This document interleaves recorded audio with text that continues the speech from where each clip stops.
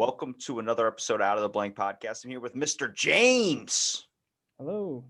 James, I'm curious because your middle initials in X. What is it? Yeah, I'll give you take a guess. Xander. No, take another one.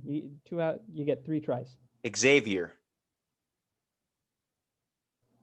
Xavier. I'm going Xavier. Yep. It is? You got it. Oh, Yeah. I'm a genius. Look at that. Yeah, Wait. Are you named after the X-Men guy? No, he's named after me. Oh, I love the way you use those words. Well, James, I usually ask people, what do they do? But I'm going to ask, what defines you? Because I think that's a way better question. Ooh, okay. Oh God. It hits deep, doesn't it? Anthropologist? That's like a freaking Yeah. Titanic question. Like when you see Leonardo DiCaprio sink into the water when Ruth or whatever her name is on that door. Is it Ruby? What's her name? Rose. Rose. Oh, I knew it Rose. started with an R. Yeah, my sister. I remember that because I got two gerbils when I was a kid, and my sister named one of them Rose. What was the other one? Whiskers. Who named Whiskers? You? that was me. Yeah. Oh, that's a good name, though. Yeah, well, huge whiskers on this gerbil. So I feel like we're going to keep going back to the name thing, so I just have to address. If you name something, depending on an animal, I hate people that name their animal like something so basic. Like, this is Steve. It's like, Steve's not a bad name for a person, but you got a dog, man. Name him something. My buddy had a dog named Diesel, and he was a Newfoundland, and he was 185 at 1.5 years old. So I'm like, that's a dog name. That's a big dog. So you name it something manly after gas. I had a coworker who kept saying when he gets a dog, he's going to name it Stain. Wait, why? I mean, how do you call your dog?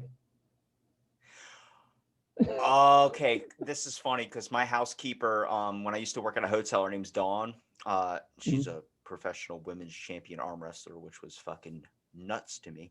But she has a cat named Stains, and you would hear her calling out into the neighborhood, "Come here, Stains! Come, Stains! Come, Stains!" And like it was the funniest thing. Oh my god. Exactly. All right, so you said anthropology. There's a lot of power in names, man. Anthropology, it's sociology and everything, but going back to the names theme, when you choose a name, you choose more than a name. You know, every name means something, and even like my Say name that James. to someone that's named Diamond or Precious. No offense to those people out there, but what does that mean? I feel like that inflates your ego if that is true with the names. True, but do they choose the name or does somebody else choose the name? That's true. You know, in most cultures, once you get to a certain point, you choose your own name. You know, so I'm out here in Taiwan, and Taiwan is heavily influenced by Chinese culture, more so than anything else. I mean, it's even called the Republic of China. It's the home of sushi.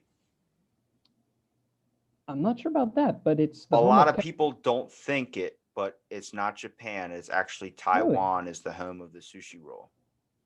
Okay, I did not know that, but for 50 years, Taiwan was under Japanese rule. So I I am not a foodie. Half of Good. anthropology I is knew I about liked food.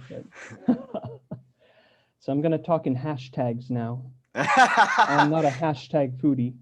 Well, what made you like, all right, so what about anthropology are you super interested in? Because I feel like everybody, no matter what you're studying, if it's physics, if it's chemistry, if it's biology, there's always one thing that really pulls your attention in somewhere. And I'm guessing it has to correlate with the fact that you're in Taiwan. Yeah, so I mean, my area specifically is heritage preservation, and I've been going through the cemeteries with a group of academics trying to collect all of this information off of the tombstones. Taiwan keeps developing their cemeteries, and you know it's got a history going back about 400 years, give or take, to the early 1600s. Um, and Taiwan keeps trying to say, oh, well, we're special, and then they destroy the things that are 400 years old. And so what I've been doing, I've been working with a group. There's a small initiative by a professor named Dr. Streiter, Oliver Streiter. He's got this Takbong database where he's going around Taiwan. He's been doing this for about 20 years now, just taking photos of every single tombstone, because they're all being destroyed. So I got involved in anthropology in a really weird way. I came here to do my master's. I wanted to study economics in Asia because I figured that's where everything's going. Um, and then, for some reason, I got really curious about one tombstone that was on my university campus. Or not tombstone, but a big, massive grave. It's like a three-tiered layer cake looking thing, but it's kind of hidden in the side of a hill, kind of built into the side. And so I took an elective course on Taiwan society and culture, and I said, okay, for my project, I'm going to figure out what's going on with this stone, or with this tomb. And the professor who I was taking the course from, he's affiliated with Berkeley, University of California, Berkeley, but he's in Taiwan, lives in Taiwan half of the year. He said, "Oh, you need to meet Dr. Streiter." I should also mention this professor's name is David Blundell. Since I'm throwing out names, I want to give some shout outs. Um, but so one thing led to another. Dr. Streiter took me on this trip to these islands in between Taiwan and China called Penghu. And it's just this fantastic, like, cultural Galapagos Islands. And one thing led to another, and I realized, damn, these tombstones are cool. They encode so much more information on their tombs than we do in the West, um, that I got kind of addicted to it. I love treasure hunts. I love exploring. I love learning. You must love Halloween. Oh, Halloween's awesome, man. So like my thing is tombstones, death. Like you don't. There's so many ways to learn a culture, but one of them is how do they treat their dead? Yeah. See, that's what's always fascinated me about ancient Egypt is the fact of like if you were gonna ask me, as much as I think we should be exploring the ocean right now, trying to figure out what the hell is down in there rather than focusing on space. If somebody gave me the option of trying to find out any information from something in our history or something that needs to be discovered or left still undiscovered, I would love to go to Egypt and try and not figure out who built the pyramids, but the theory on death. Their theory on death has completely revolutionized the way I think I want to die, which is the aspect of Yeah. like I so God, I've been doing this a lot Go, recently, and I would go. hate to do this, but I've been tossing out theories. So I'm like, my theory is that imagine if it's like the Egyptians think, and your body was a ticket to the afterlife. It was this passage that you would do. That's why they would wrap you to preserve your body, and they would fill you with treasures that you could take into the afterlife. They put coin on your eyes for the ferryman to go across, and all this. Now Right. imagine the people that are cremated, and this is the reason I never want to be cremated. Because if your body is the passage into the afterlife, like, oh my God, like I'm free as long as my body stays preserved. You're a fucking pile of ash because you got cremated. That's what it's so my whole thing is bronze me and put me on the front of a ship. I don't care. Yeah. But when it comes to like the perception of the afterlife, it's this thing that you want to believe in, but it really never seems like you don't. A lot of people don't like if they're not religious, don't really get religious until the very ending when it's their final Yeah. minute, when they just want the hope that there is something else out there to think that this life is going to be the end all be all, and this is the last moment that you're ever going to have thought or reconnaissance of anything. So when I look at the afterlife, I try and think every religion, everything hits on the same basis. Like we're all got the same piece to a giant puzzle, but we're all trying to make this thing say this is the full puzzle. It's like maybe it's a lot deeper than that. Maybe there's a bits and pieces of everything. We're all hitting around the same basis and it all links together into one giant conglomerate. And I'm like, just the fascination. Like if you want to talk about like tombstones, for instance, the weird thing is like the people that hold so much into materialism want the biggest tombstone. For instance, me, when I die, I would love one of those fancy ass tombstones, like a giant statue or pillar, where it's like me holding a book and I'm like the thinker, like, what's up? Like, that would be awesome because that really attracts. If you notice, when you go to a cemetery, your eyes are first attracted to all the biggest giant objects. And in Yeah. the mindset of the mentality of what it was back in the day, is the more or the bigger the object or tombstone was, means like the more important they were, how much they meant, or how much your family meant to do that for you. It's the same thing if, and I'm going to relate that knowledge to a video game. So Okay. this is where shit's going to get really ridiculous. All right. RuneScape. So RuneScape, if you died in the game, they would give a little option on your screen that would say to pay for your tombstone. You could be the poor ass dude that pays 0 coins to get a fucking post in the ground with your name on it. Or you could go up and the price keeps going up to like 10,000, 15, 20,000 gold, where it's a giant pillar and symbol that'll stand for everyone else to see that this is, here lies this person. It's the same mentality as it was back in the day. They thought that the more money you tossed at it, the bigger the tombstone, the more important you were. And also, it would attract the attention to be like, that guy was loved by his family. That's what funeral homes would do. They would say, well, don't you love your uncle? Your uncle died. You were close to him, right? So why wouldn't you want an amazing tombstone?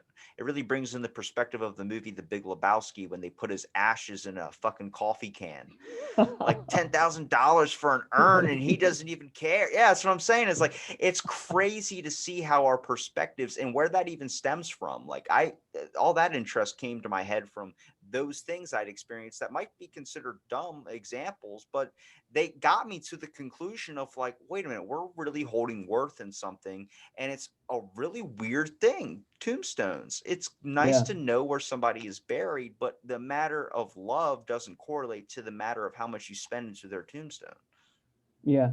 You know, tombstones, the one thing that we always think is, oh, what do I want on my tombstone? But I think 99% of the time, you never get a chance to design your tombstone. It's always someone else designing it for you. And and it reflects, the cultural values. It's sure, people will say, oh, well, here lies Rob, or here lies James, blah blah blah blah blah. But then when you get down to it, why do you even say here lies Rob or here lies James? Because most people are going to, not really care who you are. So it's an act of communication. If you ever walk through a cemetery, like on Memorial Day, my family in back home in Maine, we go to all the family burial sites, and we just kind of make it look nice, plant flowers. But when you walk through one of these cemeteries, you see all these names, and they mean, to you nothing, but to somebody else they at one point meant something. And stone is this really fantastic medium that it lasts forever. Unless it's deliberately destroyed.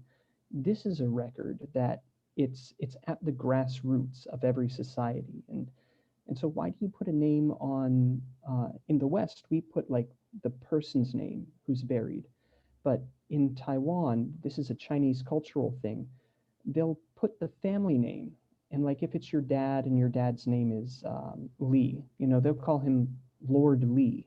When you die, you become a lord. You become like you're an ancestor. You're not a god, but you're not a ghost. You're an ancestor. Yeah, because the culture And like, believes heavily in ancestries, being able to right, speak to the spirits and stuff too. right. But then that's really all they say. Here lies Lord Lee. This is his tomb. And then all the other information, like they've got this main column, but then they've got these side columns that just say this stone was erected by his three sons, and they give the sons names, and then by his two grandsons, and they give the grandsons names. And like, you realize that even though it serves the same function, burial and a tombstone to make a marker, um, is it really a marker for the dead person, or is it a marker for the family? you know and so that's been part of my argument doing my heritage research in Taiwan, is that, this is your grassroots history. Taiwan has never really been allowed to explore its own identity until really the 1990s, when it democratized. During the Qing Dynasty, up until 1895 in Taiwan, people were Taiwan was like a frontier land. It was really chaotic, and people could express themselves on their tombstones. But then when the Japanese came, the Japanese took it over between 1895 and 1945. The Japanese came and they engaged in this process of turning anything that was Chinese into something that was Japanese. And so then after 50 years, Taiwan had this expression of Japanese heritage. And then 1945, Japan loses World War II. Taiwan is retroceded back to the Republic of China, who were victorious. They were one of the five allies who established the United Nations as permanent members, I should say. Um, and then the Republic of China gets Taiwan, and they had just spent, since the early 1930s fighting against the Japanese in Manchuria, then throughout China. They're angry. They're pissed off at Japan. So then they go and they embark on this destruction of anything Japanese. If your family has taken a Japanese name, you're under risk of being arrested. They declared military law in 1949 through 1987, 38 years of martial law, where if you say the wrong thing, or if you try to say, oh, my family is from this place in Taiwan, if the wrong person hears that, you might get a police escort knocking on your door at maybe 2 in the morning, and you're never seen again, because they were so sensitive over local heritage and local ideas of who local people are. So during martial law, you had to say somehow that you were connected back to China. And then in 1987, martial law was lifted. um, Opposition parties were able to arise. So there's the KMT, the Kuomintang, who were the nationalists who um, they had been in China. Then there was the Chinese Civil War. They retreated to Taiwan, and then that's why they declared martial law here. And then you have the DPP, the Democratic Progressive Party, and these two, the KMT is pro-China unification, the DPP is pro-Taiwan independence, but they're kind of now like in the middle ground, like, okay, status quo. But so over this entire history, the one place where people were able to kind of get around the censorship was in the cemeteries. They were able, because nobody's looking in the cemeteries. They're spooky, they're ghostly. So people were able to carve on their tombstones how they really felt. And they were expressing themselves. And now that Taiwan has democratized, they liberalized in 87, democratized in 96. And now there's really just been this period of about 30 something years, or not even 30 years, um, where they're finally able to openly express, hey, we're Taiwan, we're from this island. My grandfather was born here, my father was born here, I was born here. And people have a legitimate ability to say that they are from Taiwan. It's weird to China see gets, that shift though, because if you look at what's yeah, going on over there that's now being changed, we're seeing the reverse in America. People are being it, afraid of their heritage with the fact of what it could right, lead to. It means like, oh, if you came from this, that means your ancestors could have been slave owners, your ancestors could have been this, your ancestors could have been right, that. It's a lot of assuming and stuff where people are afraid to know what they're. I know the genealogy program is really hurting. I've been trying to get a few genealogists on this podcast to find out family heritage and why they got interested in it. They're all afraid to come on because everything's an attack right now. Being people are yeah, finding out like, oh my God, you're telling me this? I was related to George Washington after he did all those things, and you're like, I'm just giving you the information that's there. I'm not fucking writing in stone that you were born under whatever. But that's the weirdest shift though, because like you yeah, should embrace the fact of your heritage and see if there is something dark in your past. Look at it and see how you've evolved from that. The thing is, we right, want to know where we came from, but then yeah, sometimes it's not going to be the best answer. My buddy was, or I hate to call him my buddy. He was a close friend when I was a kid. Was related to Robert E. Lee. If he goes out saying that now, he's going to get shit, a lot of it. But back in the yeah, day, when before this was all like hate news and everything, it was an amazing thing. He had his cup, he had his little pipe and everything. He was talking about like, I'm related to the great Robert E. Lee. And like, that's fucking cool, man. We learned about him in history class the other day in elementary school. You can't do that now. And I'm like, that's to see that shift. It's really weird. It seems like everything that happens over there happens over here later. It happens everywhere, but I mean, Asia has had this very um, I mean, Asia, East Asia is very Confucian. So everybody kind of toes the line. You mind yourself. It's all about harmony. You know, if you're outside walking and a car cuts you off, you know, in America you're going to be really angry at the driver. In Taiwan, you just have to kind of recognize, well, nobody died. Harmony still exists. If I get upset, then I'm going to lose face, and the driver who nearly killed me becomes, you know, he's all right. He gains face because I'm raving in the streets. So political censorship in Asia is just something that's from a completely different dynamic than what we think in America. You know, what is politically correct in the West comes from an understanding, I think, of right and wrong. You know, addressing what has been, you know, what kind of systemic violence was done in the past, and how can you move forward. You know, you have to address it and then you move forward. Uh, in Asia, the political correctness is a much more authoritarian style of political correctness. And I think, you know, with illiberal democracies sprouting up all over the place, I think we're going to see a different type of political correctness. I remember being a kid, you know, political correctness was just about using more or less neutral terms. You didn't have a waiter or a waitress, you had a server. And but I think now we're seeing a political correctness narrative in the West that's it's frightening. You know, I'm in Taiwan, and I have to say, I look back home and I just think, man, it's not looking good.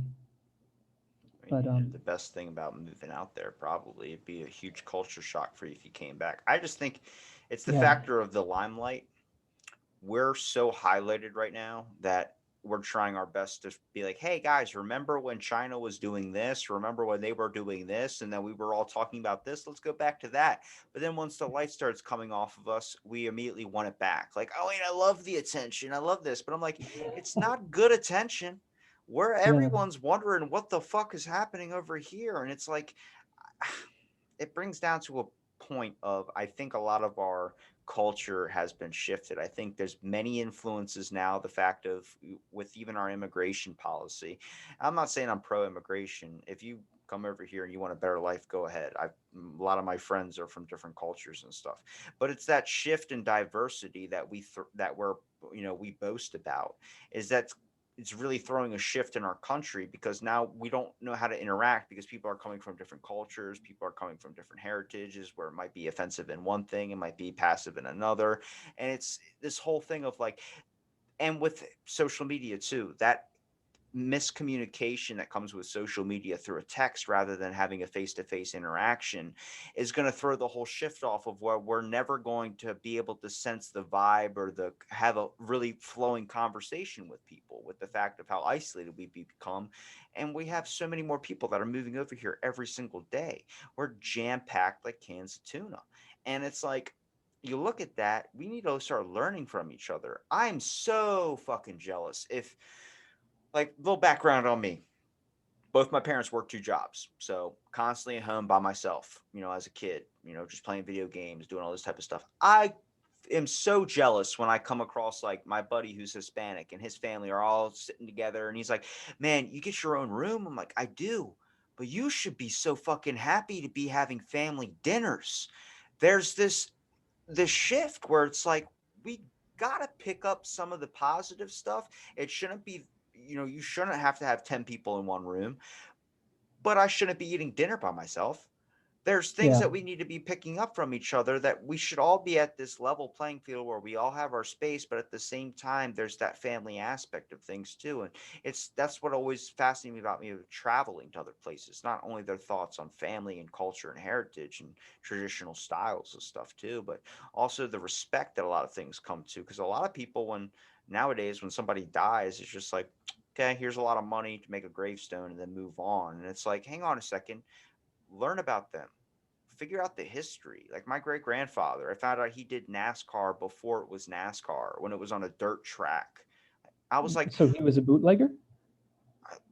I'm not running moonshine. I hope not. But he did like that. He won competitions and stuff on the dirt tracks and stuff. And I was like, why did I find out about this when after he died? Why wasn't he bringing this up? Because he didn't like to brag. And I was like, what the fuck? Like, this is history you tell a kid, and they're like, oh my God, like, this is Yeah. crazy that, like, this guy that couldn't even really hear me talk, where I'm screaming at him through the phone, happy birthday, Grandpa. What? It's like, oh God, just somebody teach him how to text or email or something. But Yeah. it's that type of thing, is you don't want to lose where you come from. You don't want to lose your roots. And I think that's one of the most important things. And even no matter how dark it is what's keeping people from finding out what that is. And the fact that somebody could have something on their gravestone where another person would look at that and then take it down because of the fact it might be a political view is so minuscule mindset in the grand scheme of things. But then we had a church in my town, and I'll tell you the best gravestone I've ever seen. Dude's name was Indiana Jones. That's awesome. Yeah, like that's a badass name. You want to talk about badass names? That's a name. But I What saw that what graves. year was that from? Do you know? Uh this my town's pretty old. I think it was like 19 something, like the early 1900s. Like this town Okay. is known for this historical thing, and they don't even use The that church OG anymore. Indiana Jones. Indiana Jones. And I saw that. I was like, holy crap. Because my buddy was like, I bet you there's a tombstone in there that says Indiana Jones on it. And it's like right up front. I'm like, there's no fucking, you're joking with me. Indiana Jones? I'm thinking movie. And I'm like 14 years old. I'm thinking Indiana Yeah. Jones movie. And I'm like, wait a minute, that guy's not dead. That's Harrison Ford. What are you talking about? And they're like, no, no, no, watch. And we go over and this literally Indiana Jones on the tombstone. I'm like, that's badass. But you see that, and like they had a big problem with wanting to destroy that church and make a new one and just destroy the graves and relevel them. And then I was like, move it to a different location. And I'm like, you can't do that because you can't just dig up the bodies. You can't just move the bodies. You're just going to destroy the gravestones or move the gravestones somewhere else. The bodies are still in that part. You're not moving those. So then it wouldn't be like you're praying at a gravestone knowing that nothing's below you, not your family members, not all these types of things. It's a big thing where they ended up just building another church down the road and keeping that old one there as like a historic site. I look at that, I'm like in your opinion, what do you think? Do you care about how big of a mark you leave? Because I feel like with going on in the world right now, everyone is so, I mean, even me, I'd rather touch a few lives than try and get millions to remember me for a second. I'd rather leave a mark on a few people. And I feel like with a Yeah. gravestone, even when it comes to that, I would like a mark. I would like something nice when I die or something. But I think it's a factor of it's so hard to think that you're just gone and that what your whole life impacted 80, 90, whatever years you live up to, that dramatic impact might touch the souls of your family and your friends, but doesn't make a scratch on the surface of the world. It's so hard for our brains to even try and think about that, where it's like, damn, I want to get fame. I need to be famous so people will remember me. But I'm like, they don't remember you forever unless you did Yeah. something severely bad or you did something severely good. You'll be remembered. But we're going to forget about Matthew McConaughey at one point. Yeah. I mean, so you bring up a good point, but the perspective, the perspective that we go through our entire lives from birth till death, it's only our perspective. So everything that we see, everything that we know, everything that we learn, it's all egocentric. It's all filtered through your own personal ego. So one of the challenges is to learn how to let that go. It's important to, it sounds cliche, but you want to leave the world a better place than you were born into it. Sometimes that just means having a positive influence on one other person. Um, Sometimes you can do a whole lot, but I mean, you're right. How many movie stars from the 1930s, like their names, how many of them do you know? I mean, I can list off a couple, but I don't know if they're from the 30s. They might be from the 40s. Is But Chapman one of them? Yeah, I think Chaplin. Yeah, Chaplin. I can't Chaplin. even say his name. That's how you know the Yeah, question was good. yeah. Charlie Chaplin was 30s into the 40s, but I don't know how much of his work outside of that his classic well known stuff. I think it just leads into the fact like you got to be doing something like severely impactful to the world to actually still be remembered today. Like Yeah, actors might seem they have a giant impact in our lives right now, but not nobody really talks a whole lot about Jack Nicholson anymore. You know, it's yeah, like the whole Brendan Fraser thing. He was big with The Mummy, which I bet you yeah. fucking love The Mummy. Oh, that was good. Yeah, it was a good movie. Not really historically accurate, but No, not at all. But you didn't care because you're watching Brendan Fraser. But then he got yeah, diagnosed with like a health thing, and then nobody talks about him anymore. He lost his hair, got a dad bod, and all these types of things. But nobody even brings him up anymore. Same thing with Jack Nicholson. But the things that we do bring up are things that are really, really sketchy. That is a big issue, which is like Marilyn Monroe. Did they kill her? Bruce Lee, amazing impact where they make statues about him. Well, did they kill his son? I mean, his son was shot, I, so that was from a I film. haven't. I honestly, I think you know more about celebrities than I do. Well, I would just know because my brother's a big Bruce Lee guy. So growing Fair up, it enough. was all Bruce Lee films and shit. I'm like, you don't even know this. Apparently, there's the movie The Crow or whatever it was.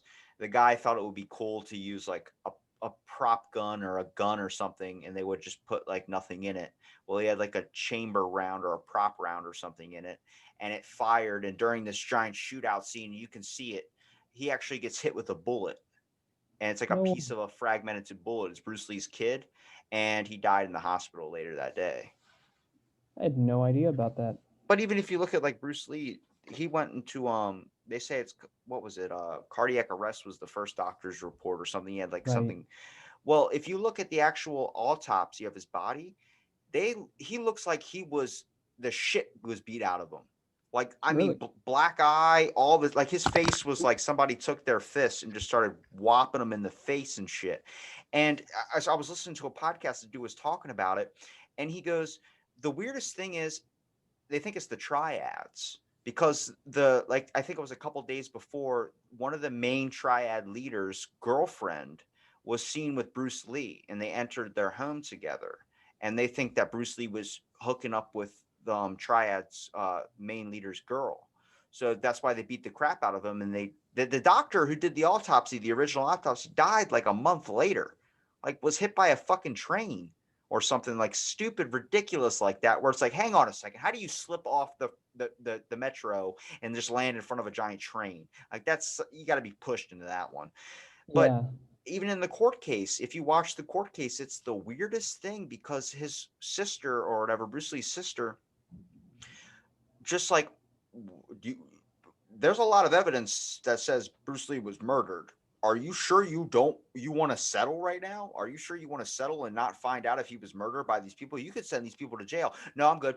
I'll just take the money. I'm good. Like she was like so like they paid her off. Like you could see in her Yeah. face. Like she's like, nope, I'm good. I'm gonna take this.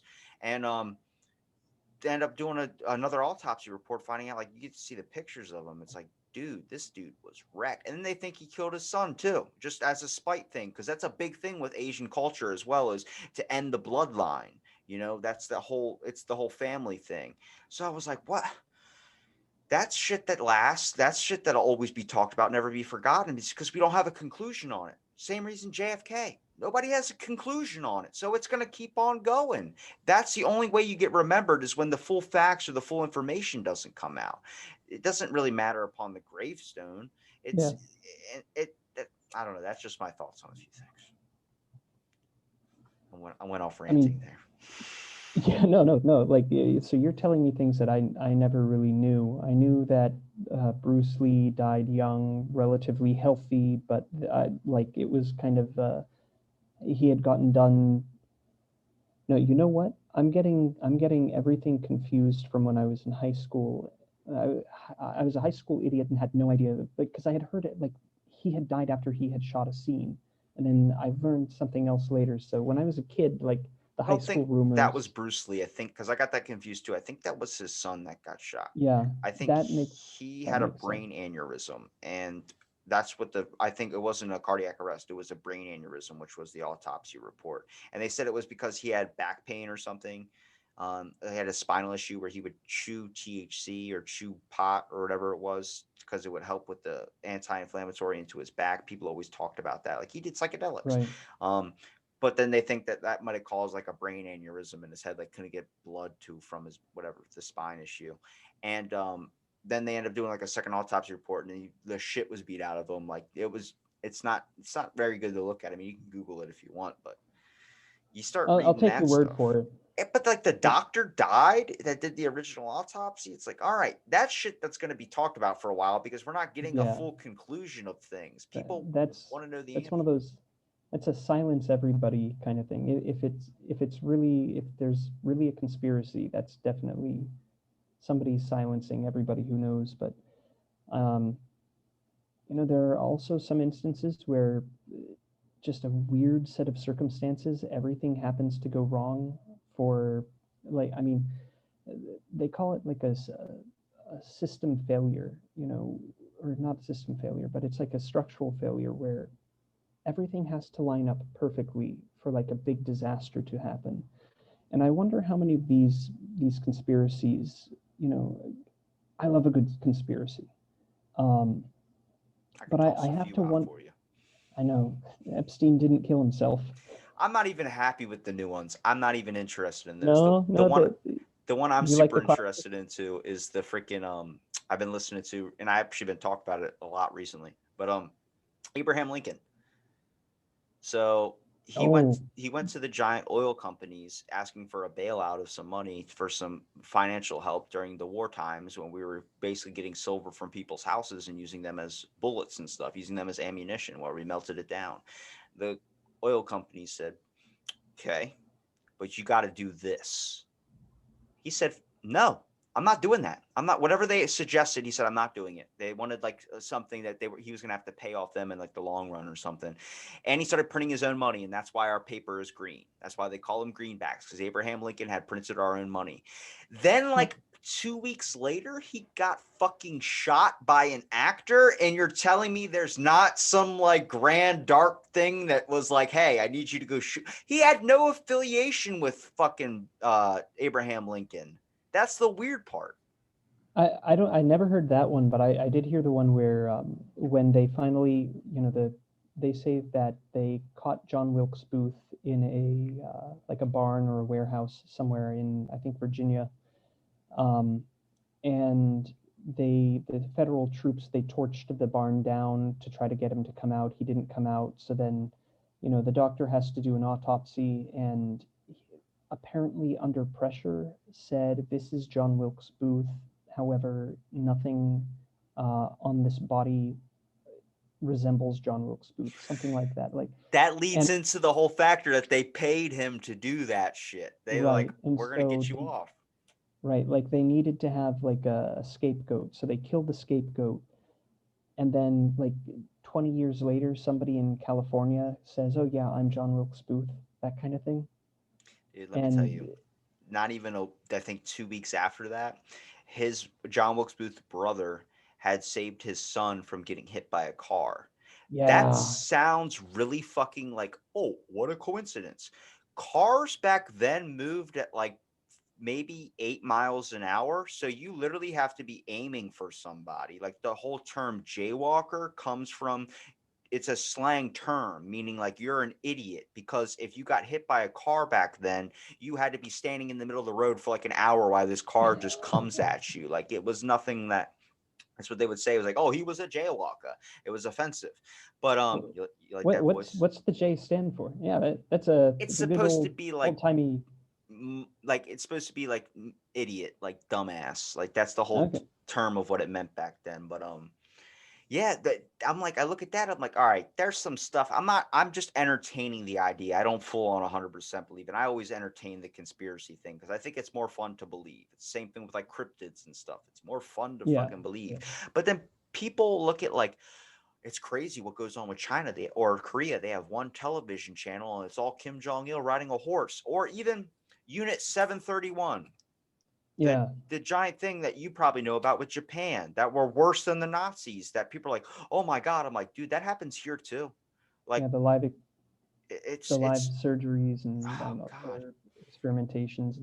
I mean, Operation Paperclip at the end of World War II, it was basically this whole like, okay, they got smart guys, we need their smart guys. Yeah, they Yes. may have been war criminals, but we need them. Like, it, All for research and information. What we will do to forgive somebody's torturous crimes. I have read the journals of the people that were involved in his name's Hiroishi. I think his journals of Unit 731's actions, where they refer to people as logs. And then I read a it, diary of a person that had survived their concentration camps that they had.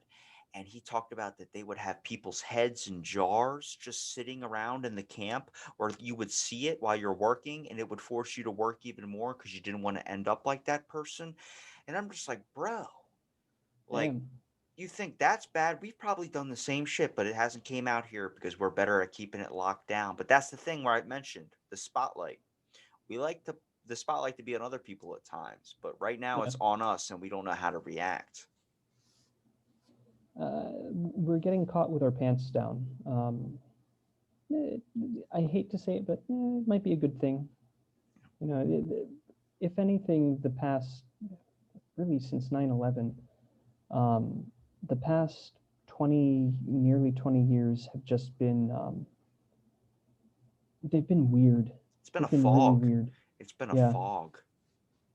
And I think now, we've gotten to a point where we've moved forward too far with just the weirdness, with the, call it accelerationism, but we've jumped out over our skis, and now we're paying the price. And I mean, at the end, everybody has to pay the price. You pay the piper. Um, it's weird. When I was younger, my friends and I would joke about like, oh, the end of the empire. And now we're kind of like, oh, this is a very strange time. The West is going through some weird things. But the entire world is going through like this really weird phase where everybody's connected, but nobody knows how to communicate. It's because we're um, using false connectivity, which is through yeah, text or through nonverbal communication, which is some of the yeah. most important actual interaction. And the convenience that we demanded 20 years ago is now mandatory. There's absolutely no way to escape um, this system that has been built up. You could try to go find like a desert island somewhere in the middle of the Pacific and just try to live the rest of your life there, and try to avoid ever having to leave that island. But society will come for you. There's We're never allowed, and I don't know if this is really a, maybe this is just brainworms talking right now, but like, man, there's no escape. It's all seems like it's going to get worse before it gets better, It's but I got that realization, I think, when I was dealing with some medical stuff. I'm still kind of dealing with like this year.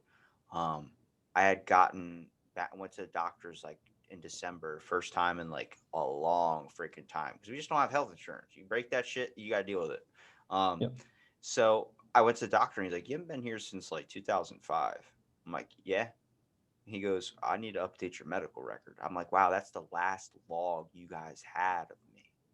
But then, like now, whenever you go to the hospital and they get your information, it gets sent over. Like, saw you were at the hospital last month. What happened with that situation? It's like, you're my chiropractor. How the fuck did you get that information? It's like, well, it's logged right here. It's like they're tracking us. And it's like that's the weirdest thing, is that people are starting to notice how much we are actually under the eye of people. Like I always say, like if they care about your information, whatever, it's like social dilemma was a big thing for a lot of people to choke down. Like, I can't believe they're doing this. I'm like, do you think when you're talking to somebody and you get an advertisement on your phone for the thing you're talking about is a fucking coincidence? I'm like, they're doing it because you're allowing them to. You're giving them permission by buying their app, buying their yeah, thing. You're giving them permission to do that to you. And I feel like it's going to become a whole world of advertising, which I look at like, and that's got to be kind of crazy because in Asia, you get to see a lot of the pop. Everything's kind of like technology, technology, technology, which is Yeah. like, it's that would be difficult for me to deal with. I still need my open air and stuff. But the weird thing about it is that a lot of that doesn't get brought into the home. A lot of Uh, that, and a lot of cultural families, I would say, a lot of it kind of stops at the door where it's like, we're having mealtime. This is mealtime. We're going to eat. Okay. There's no phones and stuff. I've never seen anything that seems like a sign of disrespect than pulling out like a phone at a dinner table or something. But then once they leave the house, it's immediately on the phone, it's immediately on the device. I mean, I can't talk for most families in Taiwan because I eat by myself. I'm not, you know, I am not a Taiwan family. I just am Yeah. not. So I can't tell you what those dynamics are. But when I'm outside, I was walking on my campus. Here's an example. They here there's such an addiction to their phones. They use twice as much data in Taiwan, mobile data, as the next Asian country, which is South Korea. And so in Taiwan, everybody's always plugged in, always connected, um, to the point where, I was walking on campus and this guy up ahead of me, we were walking in the same direction. This guy up ahead of me was kept tripping. And I wasn't sure why he kept tripping. He's walking, there's nothing to trip on. But I catch up to him and he's plugged in and he's watching a Korean drama on his phone and like walking from building to building. But if you get into a taxi here, some of the taxi drivers, they've got like an iPad mounted on their dashboard and they've got TV shows running on it. Um, or if you get, like you see all of these scooters, Taiwan has a ton of motor scooters. Every scooter has at least one phone on it and it's mounted and usually it's GPS because people are doing like Uber Eats or Food Panda or any of these other delivery things. But sometimes you see them playing Pokemon Go. Sometimes they have two or three mounted. That's what Sometimes scares me, dude. one person's driving, the other person is behind them pressing all the buttons on the phone. One day, instead of looking at gravestones to figure out where your ancestries came from, you're going to have to be looking at their Call of Duty rank.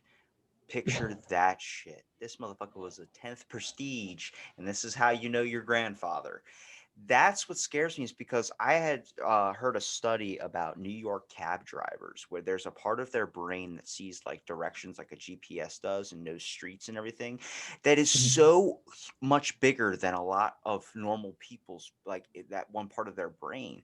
And that's just Right. from being so involved with knowing locations, knowing directions, driving through traffic. That one area of their brain is like, you could tell in a study, like, here's a fucking New York cab driver's brain and here is a normal person. Just that area was just so, I guess, swollen just from being so involved in it. I mean, the stress factors that have to go in there, things tend to be affected by stress a lot. So it wouldn't be weird if there was an abnormal growth, but that study is weird. It's the same thing when I used to work at a hotel. I was I would smoke cigarettes as like a social thing. Like, I worked with a lot of people from New York, so it was like, I want to go and talk to you guys, and I don't want to be like, can I borrow a cigarette? So I grabbed a cigarette, and I'm sitting there puffing. They're all from New York, going one cigarette done, another cigarette done. I'm like, how the hell do you guys have okay lungs? And they're like, we're from New York. I'm like, what does that mean? They're like, brake dust, bro. I'm like, brake dust.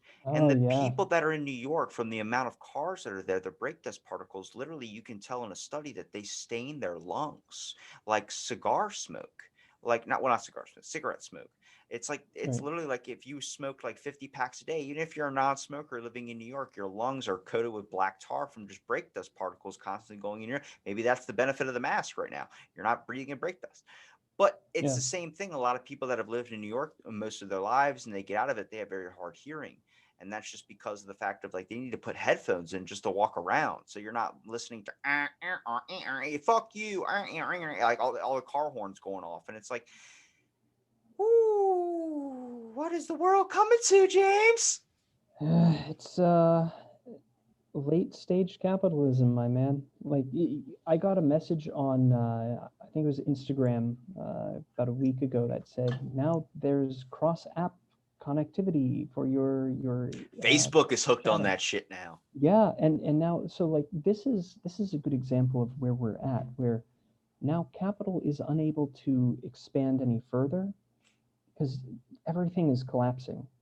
It's now circling the wagon and tightening it and pulling everything in, because at first, the way that capital works is it always looks for new markets, looks for new resources, new places to capitalize. But once that runs out, it then um, pulls everything in order to capitalize on what it has. And so with Facebook, that you've got Facebook, Instagram, and now they're linking the two together, consolidating it and pulling it in. And that's what we're that's what's happening now. They say if you're not paying for something, then you're the product. And this has been known since like 2006, when Zuckerberg, he one of his chats was leaked with one of his friends, and he was like, "Oh yeah, these idiots, they're just giving me all their data," and he called them, I think, like fucking morons or something. And it's it's weird because we are the first generation globally. This is the first time that we don't care about privacy. We care about it, but we freely give it away. And now that we've freely given it away enough, there is no privacy anymore. We're the product. And I think that creates a lot of this weirdness, this like in your head, that there's something that is just wrong with society. Um, so I'm gonna continue down this path if it's okay. Yeah. Um, I read a book by Derek Jensen. He's an environmentalist in California, and he wrote Endgame. It's a two. Is it The Endgame? movie. No, no. It's. Oh, am I? I'm gonna get this wrong. I think it's Endgame, but it's about the collapse of civilization, where we're at the point where you can't move forward anymore. And he says, like, take a look at an inventory of everything in the room around you, um, and try to find something that hasn't been moderated by humanity. And what he means is what exists that's natural.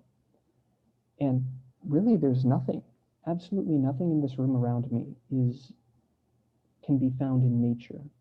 You know, and so we've already put ourselves into this weird position where, you know, if we evolved over millions of years to be in nature, and then in the past 200, 300 years, we've put ourselves in boxes with artificial light, not waking and sleeping the way that, we're supposed to. But now, in the past 20 years, you add social media to the mix where everything is always on.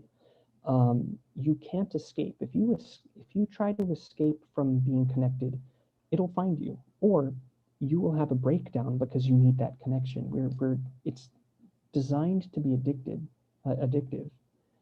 And like, even if you and I were in the same room right now, you and I would have this ability to say, well, at least our voices are natural. At least I can see you, and you are a natural thing. But right now, it's moderated by the internet.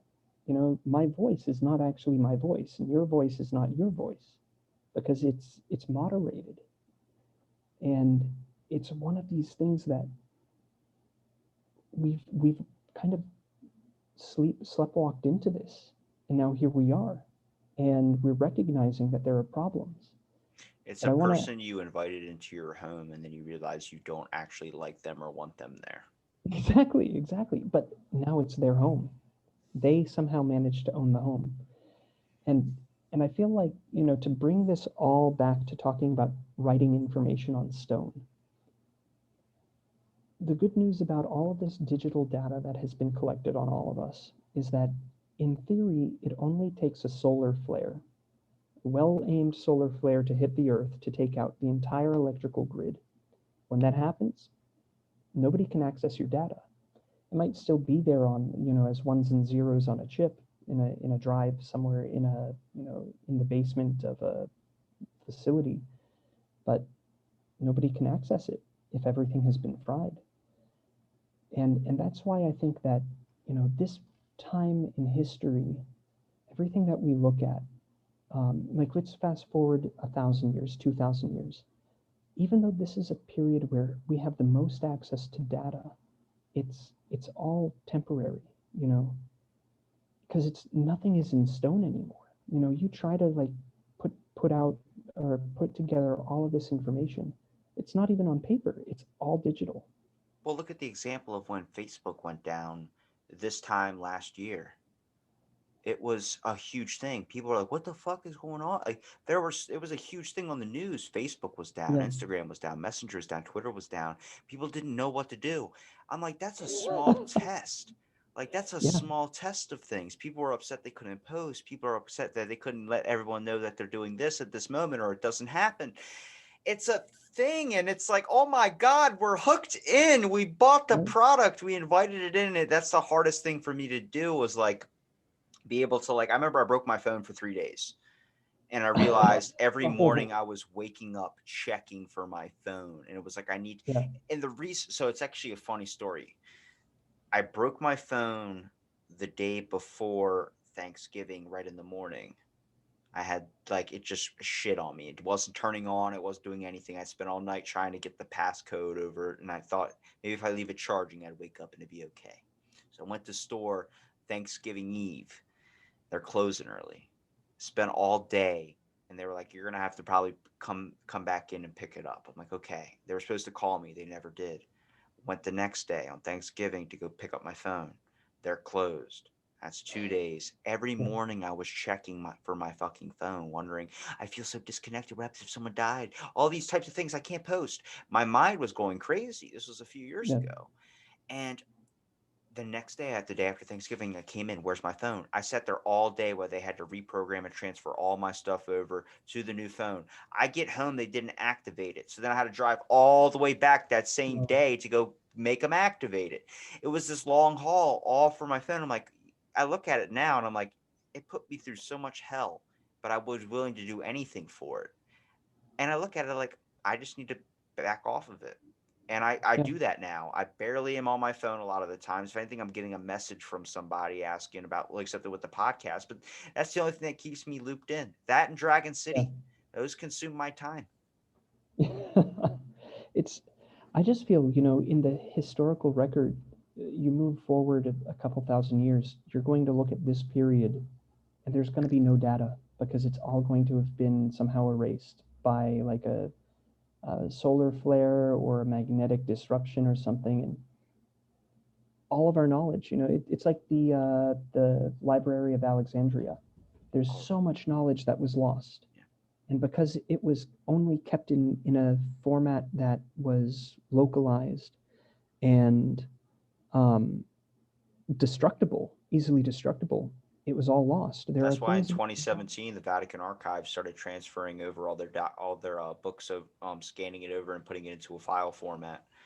There's Yeah, they go through what 2.5 million articles or pages of research or information that gets stored up to that thing each year, but they have so many under that they said it would take a matter of like 15 years to get it all down. I'm like, yeah. can I just get the secret trials of Galileo, please? Like that's all you guys have in there that I want. I don't care if you have the JFK thing. I can live with that being a myth, but I would like to see the secret trials of Galileo. I feel like it's crazy to see the shift. And what's interesting is, do you think that, instead of studying tombstones, it's a lot more to pull stuff out of our ancestry if we can be able to study a person's data? It seems like with the internet tracking us so much that we might have a better logged information. But then that brings up into an argument of, do you want to know that your great grandfather was on Pornhub looking up bestiality or something? That would be fucking terrible. This is one of those things where Not I pap think pap. people, no. But like, okay, so I have two thoughts here. One is so much of this stuff is mundane that it's ones and zeros and nobody's ever going to remember it. It's nodes in a system of data that has absolutely no meaning, no bearing on, it has meaning, but does it really? I think the genealogy that you would be more interested in is, the physical data, the things, the information that is either written in a book, written in a log somewhere, or just the stories, and oral histories are incredibly interesting things, because if you have a family that is able to keep an oral history and an oral tradition going, you know, you realize that you've got a lot of information already, and you don't need the Pornhub info. My second thought is, maybe in 50 years from now, who knows how weird porn is going to get? And then perhaps porn browsing habits aren't going to matter, because you're going to be like, oh, yeah, that's vanilla porn. And that's Don't what's do that also to me. weird. Don't do that to me. I gave Pap the extremest porn I could think of, and you're gonna toss out a porn might not be that bad in the future. I'm afraid because have you Right? seen the stuff now? But look at how we're going. Everything is so super specialized that it's going to get weirder. Things are going to get worse. They're going to get weirder. And they're going to, I mean, man, who knows? I have no idea. Like, I We're don't want in to live for a forever. wild ride. That's what Yeah, it is. I don't want to live forever, but I'd love to live to be 200 just to see what happens. Like, I want to but, die at like 26. I don't give a shit. well, I don't want to be old. If I Yeah. could live to be 200, I'd like to be youthful for 200 years and then bam, dead. From the words of my great grandfather, which I'm pretty sure his last year he was trying his hardest to die because he stopped taking all of his medication. He was like, I look like a goblin. I was like, okay, I don't, what do you want me to do with that? But, yeah, I don't, I mean, living to like a nice age, obviously, but Yeah, I wouldn't want to be super old where my body like slowly withering away is not a way to live. yeah. And I mean, yeah, I can't remember where I heard it, but somebody said it's better to be eternally youthful and then die than to live forever and keep aging. Sounds You like know, or something Rob Lowe said. it could be. Um, I think it's more of a philosophical thing that I read out here in Asia, but it's it's true. Like, you get old, I think that's why so many, when you get older, you're kind of ready. It's the You know, only promised thing. yeah, well, and taxes, Fuck yeah, that's true. They yeah, take that death shit when and you die. taxes. That shit follows you. That stuff they pay. They tax your family when you die. That's why they put all your stuff in the tomb so they can't audit you. I'm ending on that. That was great, dude. James, that was perfect, All brother. right, Thank you Rob, so nice much, chatting with you. dude. Please promote your Instagram page. Promote anything you want to promote, dude. That was awesome. All right, so Instagram is at James X Morris. I have from there I post photos from my field work and just like my little hobbies that I do. I have a Patreon that I'm kind of putting together, but it's still not there. But if you want to check it out, it's patreon.com/James X Morris. I keep everything super simple, so it's just almost everything is James X Morris, except for my Pornhub. You keep Um, that anonymous. exactly. Good man. So, and then yeah, just those are the things I'm doing. Just a word of advice for anybody who's listening: talk to your elders. Record what stories they can say, because once they're once they're gone, those stories might be gone too. Um, Everything exists in a state of change, but you can still. That doesn't mean that you can't learn from it. You're telling me, dude, my grandmom, who is now suffering from like not remembering who anybody is, um, she dated one of the servicemen that protected JFK the day he was assassinated. And that guy's Ooh, still alive. So I've been trying to get my mom to let me know his name. But my mom's like, I don't want you bothering him with your podcast. I'm like, but don't you understand? He has the answers.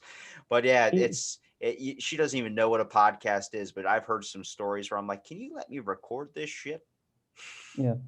Well, I mean, you just keep a journal. After you hear the stories, you just write it down because at some point they're not going to be around to tell the stories again. And then when you're an old man, you can look through all your notes and be like, now get rid of that one. Nobody needs that one. But you never know. That's why I'm jealous of the Mormon people. And they keep a diary, and it's like Oh, every day they log something in. So they have diaries of like their great great great great great great grandfather that's logged in there to know what they were doing on that day and what was they happening. they are probably the world's foremost genealogists. If you can't find information yourself, they will find it. They have it. Ask a Mormon. Yeah, seriously, it's incredible. They do that, and they whenever my understanding is when you're baptized into the Mormon Church, you're also like they take somebody from these records and they also baptize them through you somehow. And so like I I I remember a Is this couple like a years. scene from Superman? No, no, it's just like because they're worried that people who weren't baptized into the Mormon Church won't go to heaven, something like that. So I remember a I don't couple want to years be ago. forcibly shoved into water. Well, you wouldn't be, just your name would be. So there was a controversy a few years back. I think there was a Holocaust survivor who was baptized into the Mormon Church with a Mormon church member was being baptized. So they took the name, slapped it on them, baptized them. And there was a huge uproar because they were Jewish. How dare you baptize them as Mormon? Religion's a weird thing. I'm not diving into that one on this episode, but Yeah, thank not you. yet. My pleasure. But thank you everybody for listening to this episode Out of the Blank podcast, and stay tuned for our next episode.